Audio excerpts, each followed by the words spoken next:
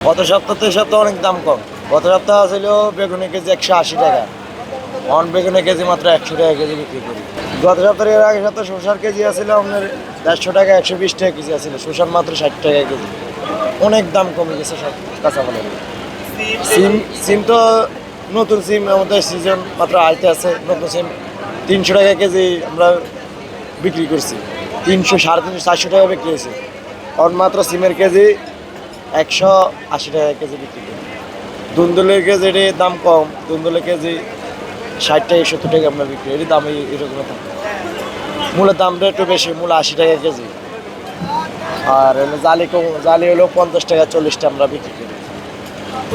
আর পটল 60 টাকা কেজি। বটবড়ি 100 টাকা কেজি, 80 টাকা বিক্রি করি।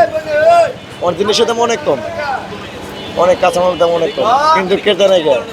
বৃষ্টির কারণে ক্রেতা নাই গা, ক্রেতা আসে না, ওই জন্য অনেক দাম কম। আর গাছের ফলন নষ্ট হয়েছে, দাম অনেক কম গেছে। আজকে 100 টাকা কেজি 100। আগে 200 টাকা ছিল, 300 টাকাও ছিল, দাম একটু কমছে এখন।